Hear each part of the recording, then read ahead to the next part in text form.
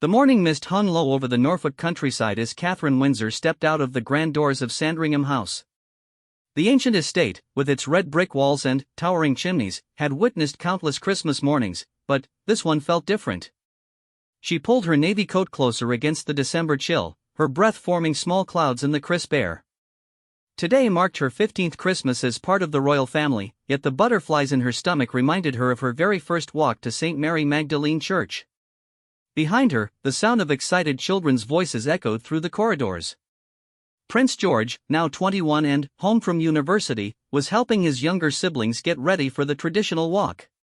Princess Charlotte, 19 and full of confidence, was adjusting her grandmother's pearl earrings in the hallway mirror. Little Prince Louis, now 16 and almost as tall as his father, was trying to convince everyone that his new Christmas tie was perfectly straight despite its obvious tilt.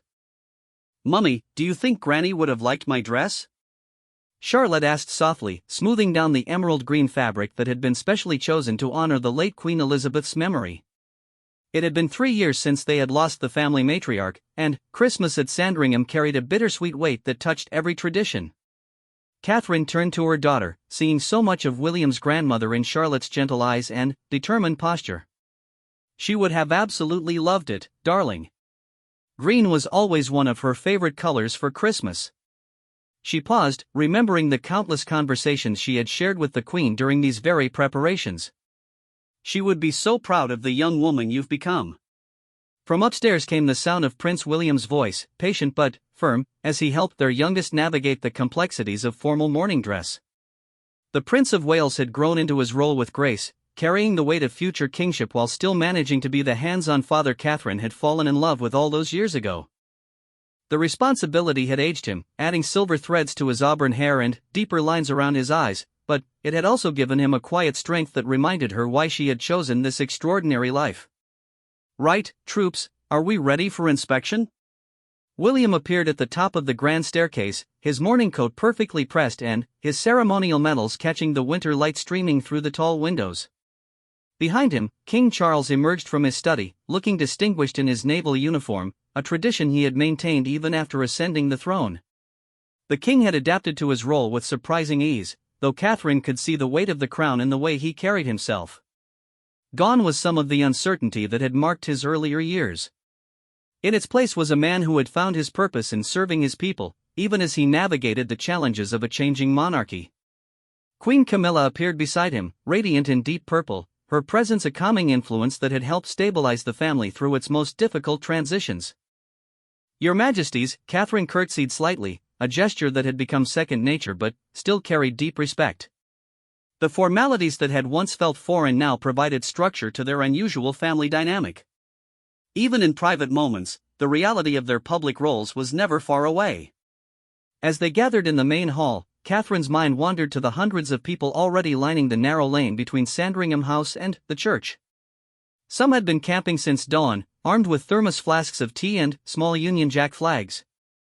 Others had traveled from across the country, making the pilgrimage to Norfolk as part of their own family Christmas traditions.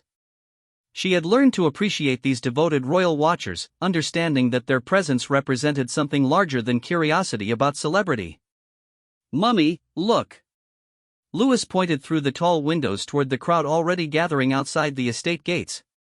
"There are so many people. Do you think they're cold?" "I'm sure they are, sweetheart," Catherine replied, touched by his concern. "But they're here because this tradition means something special to them, just like it means something special to us." The truth was that Catherine had grown to understand the deeper significance of these public appearances. What had once felt like performance now felt like service. These people weren't just here to see the royals, they were here to participate in a tradition that connected them to something larger than themselves. In an increasingly fragmented world, the royal family's public faith provided a sense of continuity and shared values that transcended politics and social divisions. King Charles approached the window, his expression thoughtful as he observed the growing crowd. "Every year, I'm amazed by their dedication," he said quietly. "Rain or shine, they're here. It reminds me of my mother's words about duty being a privilege, not a burden." The mention of Queen Elizabeth brought a moment of reflective silence. Her absence was still keenly felt, particularly during these traditional moments that she had elevated from routine to ritual. Catherine remembered the Queen's advice during her first Christmas at Sandringham: "The people don't come to see perfection, my dear. They come to see authenticity.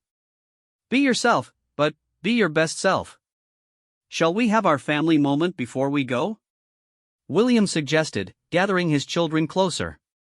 It was a tradition they had started after the Queen's passing, taking a few minutes to remember absent loved ones and set their intentions for the day ahead. They stood together in the elegant drawing room, surrounded by centuries of royal history captured in portraits and artifacts. Princess Anne arrived with her children, her no-nonsense approach to royal duty evident in her efficient movements and practical choice of clothing. Prince Edward and Sophie joined them, their own children now young adults navigating the complexities of being minor royals in a modern world. "Before we go out there," King Charles began, his voice carrying the weight of both authority and emotion, "I want us to remember why we do this. It's not about us. It's about serving as a symbol of something enduring in a world that often feels uncertain. Your grandmother understood this better than anyone." Catherine watched as her children absorbed these words, seeing the moment when abstract concepts of duty and service began to crystallize into personal understanding. George, in particular, seemed to grasp the weight of his future responsibilities, his young face serious as he nodded along with his grandfather's words. "And, remember," Queen Camilla added with her characteristic warmth, "that behind all the protocol and tradition, we're still a family. That's what people really want to see, genuine care for each other and for them." The head of security appeared discreetly at the doorway, indicating that it was time to begin their procession. Catherine felt the familiar flutter of anticipation mixed with purpose. These public moments required a careful balance of accessibility and dignity, warmth and respect for protocol. As they prepared to leave, Catherine caught her reflection in one of the antique mirrors lining the hallway. She saw a woman who had grown into her role, who had learned to navigate the impossible balance of being both relatable and royal. The young university student who had once felt overwhelmed by royal protocol was now a confident mother and future queen, comfortable in her own skin while still respecting the magnitude of her position. "Ready?" William asked, offering his arm in the gesture that had become their traditional beginning to public appearances. "Ready," she replied, meaning it completely. The doors of Sandringham House opened, and the Windsor family stepped out into the crisp December morning. The crowd's cheers were immediate and enthusiastic, a wall of sound that never failed to move Catherine. Children waved frantically from their parents' shoulders, elderly supporters beamed with genuine joy, and photographers captured every moment for the historical record. The walk to St. Mary Magdalene Church was only a few hundred meters, but it represented so much more than a simple journey. It was a bridge between private and public, between family tradition and national ritual, between the past and the future. With each step along the gravel path, Catherine felt the weight and privilege of her role settling around her like a familiar cloak. The winter sun broke through the clouds just as they reached the church gates, casting long shadows across the ancient graveyard and illuminating the faces of the waiting crowd. It felt like a blessing, a sign of approval from above, and Catherine couldn't help but smile at the perfect timing. Inside the small stone church, the familiar scent of pine and candle wax greeted them. This intimate space, so different from the grand cathedrals where state occasions were held, felt like coming home. Here, surrounded by centuries of Christmas celebrations, the royal family could worship as a family while still fulfilling their public role. As they took their places in the front pew, Catherine reflected on how far they had all come. The children who had once fidgeted through services were now young adults who understood the significance of their presence. The family that had once struggled with internal conflicts had found its rhythm and purpose. And she, the middle-class girl from Bucklebury who had married a prince, had finally learned to see herself as exactly where she belonged. The service was about to begin, but Catherine knew that the real meaning of this tradition lay not in the formal words that would be spoken, but in the shared experience of community, faith, and continuity that brought them all together on this holy morning. Outside, the crowd settled into respectful silence, and inside, the royal family prepared to worship in the way their ancestors had done for generations, knowing that they were part of something much larger than themselves. The organ's opening notes filled the small church with rich, resonant sound that seemed to vibrate through the ancient stone walls. Catherine closed her eyes briefly, allowing the familiar hymn to wash over her. "O come, all ye faithful" had been sung in this very space for over a century of royal Christmases, and she could almost feel the presence of all those who had worshipped here before them. Beside her, Prince Louis was making a genuine effort to follow along with the service, his teenage awkwardness softened by the solemnity of the moment. She remembered when he was small enough to sit on her lap during these services, fidgeting and whispering questions about why everyone was singing so loudly. Now, at 16, he stood tall and sang along, his voice having settled into the deeper tones that marked his transition to manhood. The Reverend Dr. Sarah Mitchell had been preparing for this service for months, understanding that her Christmas morning sermon would be heard not just by the royal family, but by millions around the world through media coverage. She was a thoughtful woman in her 50s, who had taken over the parish 3 years earlier and had quickly earned the family's respect with her genuine spirituality and down-to-earth approach to ministry. "Today, we gather not just as subjects and sovereigns," Dr. Mitchell began, her voice carrying clearly through the packed church, "but as children of God, equal in His sight and united in our hope for peace on earth." Catherine appreciated the subtle way the Reverend acknowledged both the unique circumstances of their congregation and the universal message of Christmas. It was a delicate balance that required both theological understanding and practical wisdom about the realities of royal protocol. King Charles listened intently, his face reflecting the deep spiritual contemplation that had become more pronounced since his coronation. The weight of being supreme governor of the Church of England was something he took seriously, seeing it not as an empty ceremonial role but as a genuine calling to spiritual leadership. Catherine had watched him grow into this aspect of his kingship with particular grace, his long-held interest in interfaith dialogue bringing a fresh perspective to the traditional role. In the pew directly behind them sat Princess Anne with her family, her practical nature evident even in worship. Anne had always been the most straightforward of the royal siblings, approaching her duties with military precision and genuine dedication. Her presence provided a sense of continuity with the previous generation while her no-nonsense attitude kept everyone grounded in reality. The congregation included not just the royal family but also estate workers, local parishioners, and longtime friends who had been invited to share this intimate service. Mrs. Eleanor Hartwell, who had been the head cook at Sandringham for over 30 years, sat near the back with her husband, their faces glowing with the pride of being included in such a special moment. These were the people who made the royal household function, who enabled the family's public service through their private dedication. Young Timothy Fletcher, age 7, couldn't contain his excitement at being in the same church as real princes and princesses. His grandmother had brought him from the nearby village, and his wide-eyed wonder reminded Catherine of her own children at that age. She caught his eye during a quiet moment in the service and offered him a gentle smile, which caused him to duck behind his grandmother with delighted embarrassment. As the service progressed, Catherine found herself thinking about the evolution of this tradition. When Queen Elizabeth had first established the Christmas walk at Sandringham in the 1980s, it had been a relatively simple affair. Over the decades, it had grown into a major media event, with live television coverage and extensive international interest. Yet somehow, the essential intimacy of the experience had been preserved. Prince George sat with the composure that came naturally to him now, his university education having given him a broader perspective on his future role. He had spent the previous term studying constitutional history, and Catherine could see him processing the theoretical knowledge alongside the lived reality of royal service. His questions had become more sophisticated, his understanding of the complexities and contradictions of monarchy more nuanced. Princess Charlotte, meanwhile, had developed her own relationship with public service, volunteering with local charities and beginning to understand how royal status could be leveraged for social good. Her Christmas dress had been chosen not just for its beauty but because the designer was a young British talent who employed refugees in her London workshop. Even at 19, Charlotte was learning to make choices that reflected values beyond personal preference. The reading from Luke's Gospel filled the small space with words that had been spoken on countless Christmas mornings throughout history. Catherine followed along in her prayer book, noting the handwritten annotations left by previous royal family members.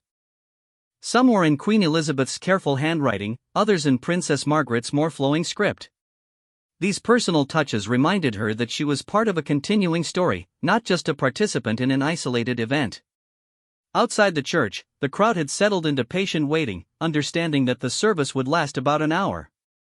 Some had brought small camping stools, others stood throughout, but all maintained the respectful silence that allowed those inside to worship without distraction. The royal protection officers moved discreetly among them, their presence barely noticeable but always vigilant. Among the waiting crowd, Margaret Thompson reflected on her 23rd Christmas morning spent outside St. Mary Magdalene Church. She had first come as a young woman with her mother, and now she brought her own granddaughter to witness this tradition. "It's about more than seeing famous people," she always told the little girl. "It's about being part of something that connects us all." Dr.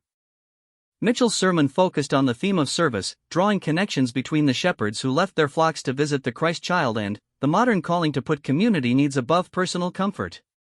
Catherine found herself deeply moved by the message, thinking about her own journey from private citizen to public servant. The Christmas story reminds us, the Reverend continued, that the greatest gifts often come wrapped in the most humble packages. A stable, not a palace. Shepherds, not kings. The message that love conquers all, delivered not through grand pronouncements but through the simple cry of a newborn child. King Charles nodded slightly, perhaps thinking about his own transformation from a sometimes reluctant heir to a king who had found genuine purpose in service. The years of waiting had taught him patience and given him time to develop a clear vision of what modern monarchy could accomplish. His Christmas broadcast, recorded earlier in the week, had focused on themes of environmental stewardship and community resilience, issues close to his heart. As they stood for the final hymn, "Hark! The Herald Angels Sing," Catherine felt a profound sense of gratitude wash over her. Not just for the obvious blessings of health, family, and privilege, but for the unexpected gift of purpose that had come with her royal role. The young woman who had once worried about fitting in had discovered that authentic service created its own sense of belonging. The organ's triumphant notes filled the church as the congregation raised their voices together. In that moment, the distinctions between royal and commoner seemed to fade, replaced by the shared human experience of hope, joy, and community. Catherine's voice joined with all the others, her soprano blending with William's baritone and her children's developing voices to create something beautiful and unified. Prince William stood beside his wife, feeling a deep sense of completion. The boy who had lost his mother too young, who had struggled with the goldfish bowl aspects of royal life, had found peace in the rhythm of duty and family. His children were growing up with a clear understanding of both their privileges and responsibilities, something that had taken him much longer to achieve. As the service drew to a close, Dr. Mitchell offered a blessing that seemed to encompass not just the royal family but everyone who had gathered to witness this moment of continuity in an uncertain world. The words carried weight beyond their religious meaning, serving as a reminder of the bonds that connect people across differences of class, geography, and circumstance. The final amen echoed through the church, followed by a moment of profound silence before the organ began the recessional. Catherine took a deep breath, knowing that stepping outside would mark the transition from private worship to public appearance. But she felt ready for it, grounded by the service and surrounded by the love and support of her family. The church doors opened, and winter sunlight streamed in, illuminating the expectant faces of the congregation as they prepared to join the waiting crowd outside. The Christmas morning service had ended, but the day's most visible demonstration of royal tradition was about to begin. The church doors opened wide, and the crisp December air rushed in, carrying with it the excited murmur of hundreds of voices and the distinctive sound of cameras clicking in rapid succession.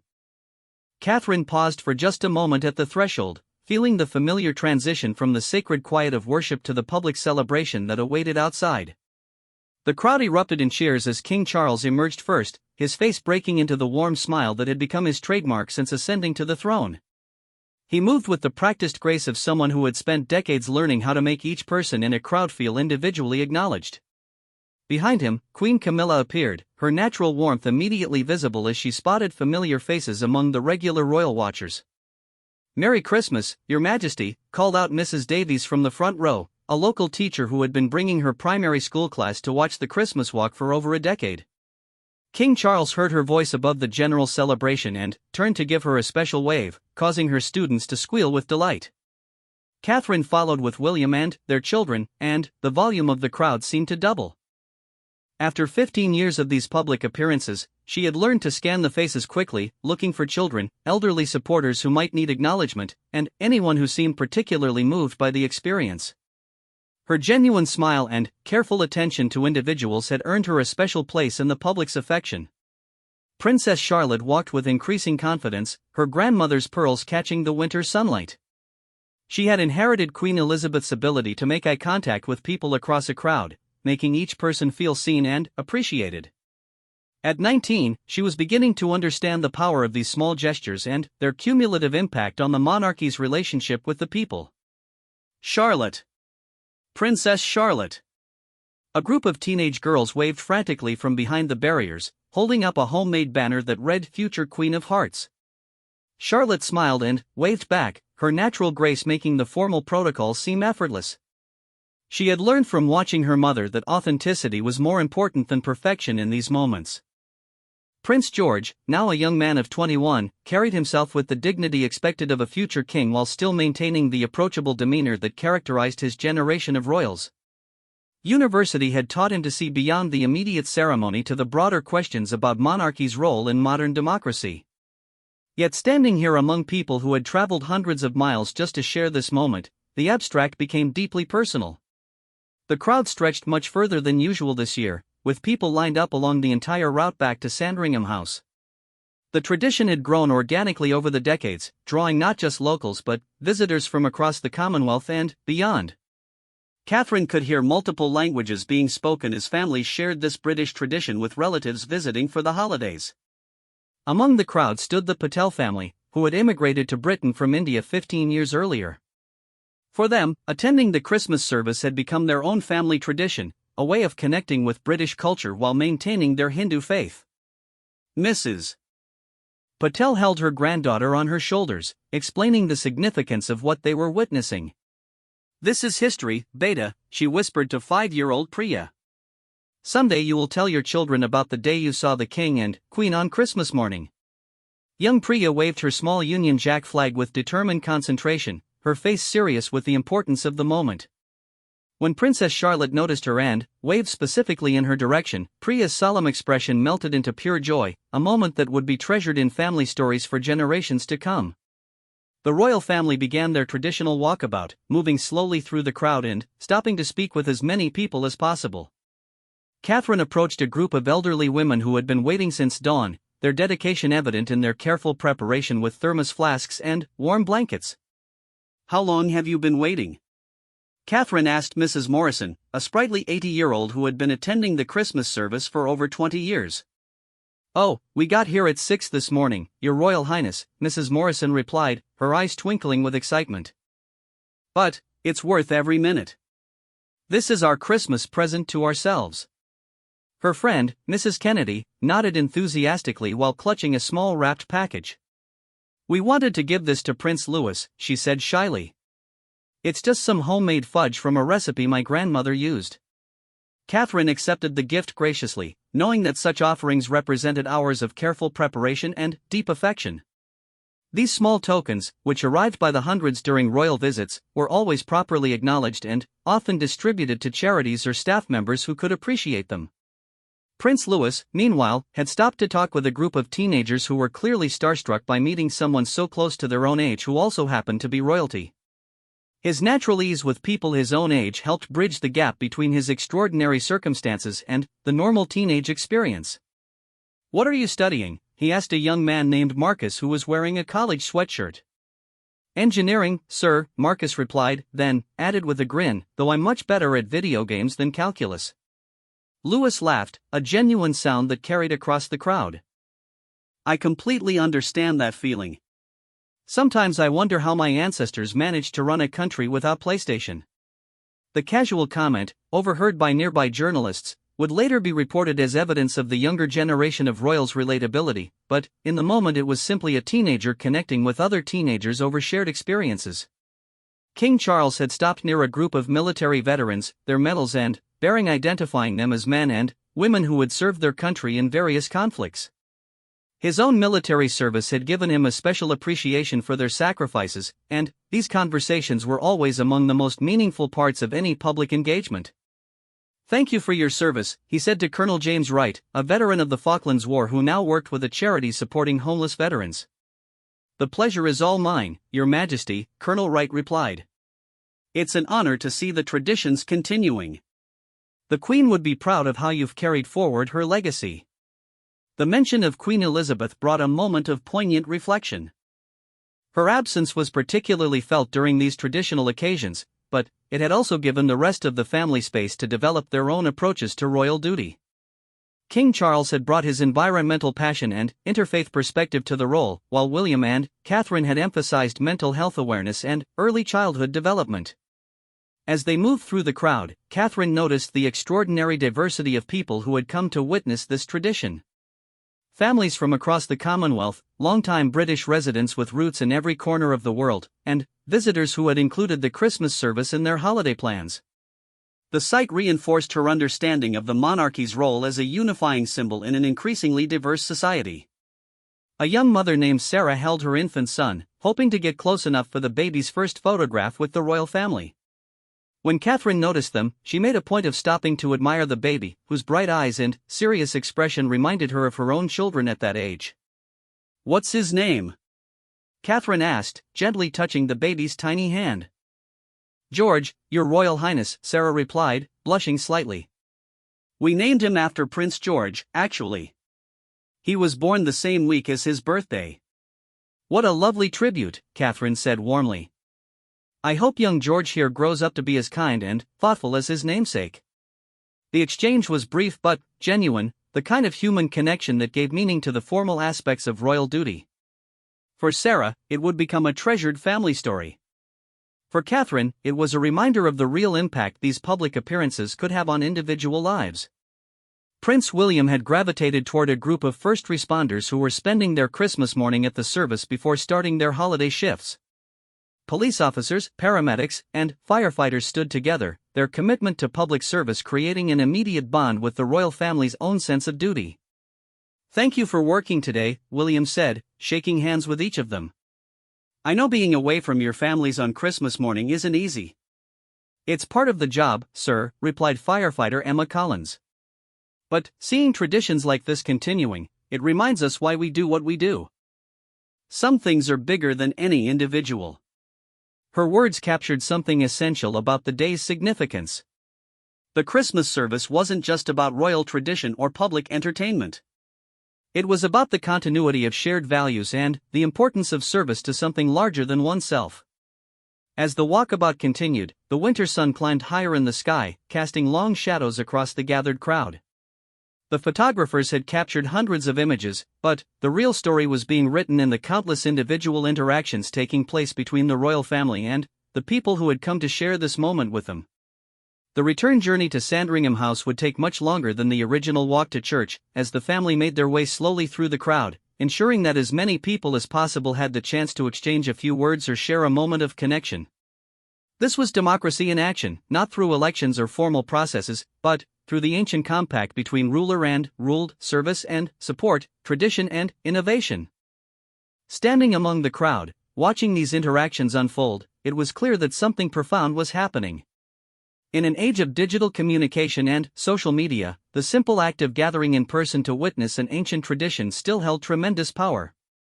The Christmas service at Sandringham represented continuity in a changing world, hope in uncertain times, and the enduring importance of human connection.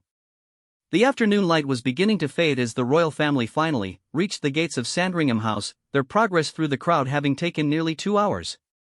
Catherine's cheeks were rosy from the cold, and her voice was slightly hoarse from the hundreds of conversations, but her energy remained high. These interactions with the public had become one of the most rewarding aspects of royal life for her. Behind them, the crowd was slowly dispersing, people heading back to their cars and coaches with camera phones full of photos and hearts full of memories. Many would stop at local pubs and restaurants, extending their Norfolk Christmas experience and bringing welcome business to the local economy. The ripple effects of royal tourism touched countless lives beyond the immediate spectacle. As they walked through the estate gates, Catherine caught sight of 8-year-old Emma Rodriguez, who had been waiting patiently with her parents despite the long morning. The little girl held a handmade Christmas card that she had clearly been hoping to deliver personally. Catherine approached the family, her protection officer moving discreetly to allow the interaction. "Did you make this yourself?" Catherine asked, accepting the colorful card decorated with glittery snowflakes and careful childish handwriting. Emma nodded solemnly, then found her voice. "It's for Prince Louis, Because we're the same age, she explained. Well, almost. I'm 8.5. I'll make sure he gets it, Catherine promised, touched by the child's earnestness. Would you like me to tell him you said Merry Christmas? Yes, please. Emma replied, her face lighting up with the pure joy that only children can experience at such moments. These final encounters often proved the most meaningful, involving people who had waited longest and hoped hardest for a moment of personal connection. Catherine had learned to pay special attention to children and elderly supporters, understanding that for them, these brief meetings could become treasured lifetime memories. Prince William was engaged in conversation with Dr. Michael Thornton, a retired physician who had driven down from Scotland with his granddaughter.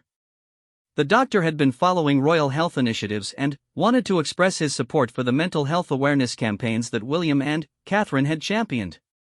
The work you've done to destigmatize mental health treatment has been revolutionary, Dr. Thornton said earnestly. In my 40 years of practice, I saw too many people suffer in silence because they were ashamed to seek help. William nodded thoughtfully. The feedback from people like you keeps us motivated. When we started the Heads Together campaign, we weren't sure how it would be received, but the response has been overwhelming. These substantive conversations reminded the royal family that their platform could create real change in people's lives. Beyond the ceremonial aspects of monarchy lay opportunities to influence national conversations and social attitudes in positive directions. King Charles had found himself in deep discussion with Imam Hassan al-Rashid, who led the local Muslim community and had brought his family to witness the Christmas tradition. The king's long-standing commitment to interfaith dialogue made such encounters particularly meaningful for him. Your Majesty's work in promoting understanding between religious communities has meant so much to us, the Imam said. Teaching our children that they can be both proud Muslims and loyal British citizens is easier when they see that acceptance demonstrated at the highest levels. We are all children of the same God, King Charles replied, using a phrase that had become central to his approach to religious leadership.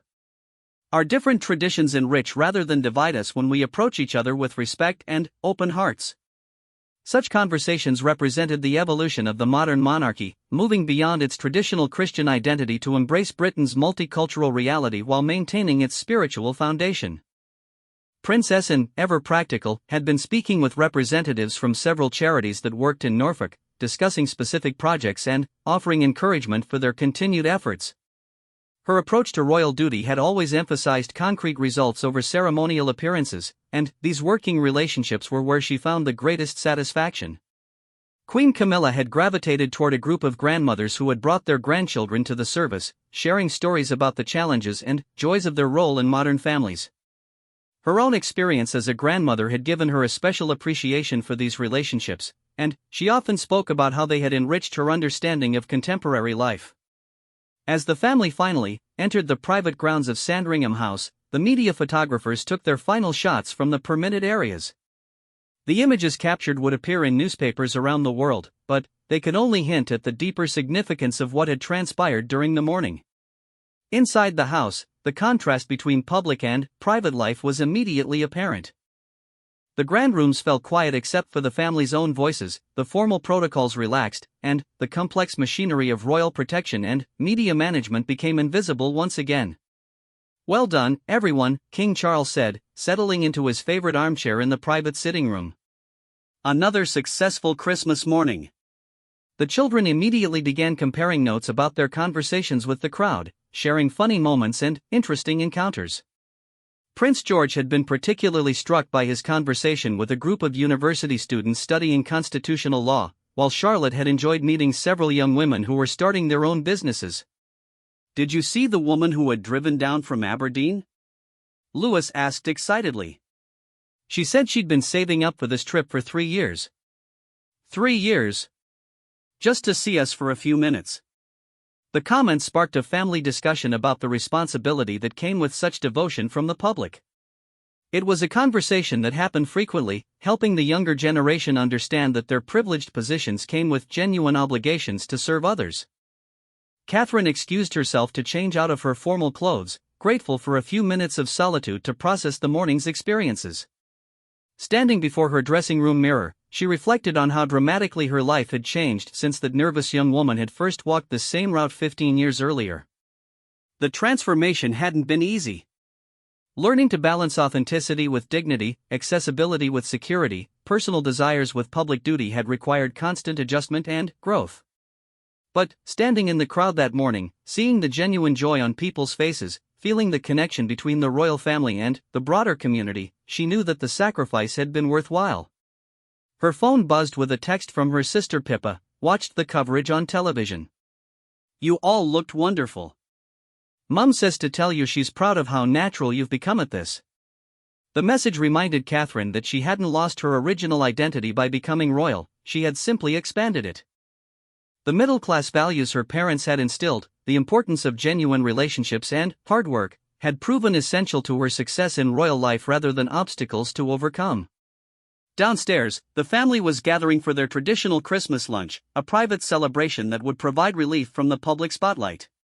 The menu would include traditional British fare alongside some of King Charles's organic vegetables from the Highgrove Gardens, reflecting both royal tradition and personal values.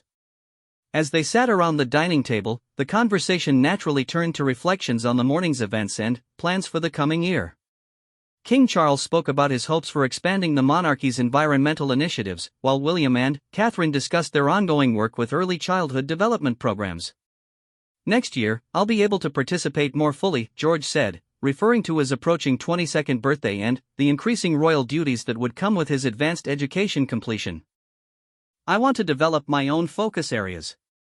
His comments sparked a broader family discussion about how each generation had brought their own priorities to royal service while maintaining core traditions.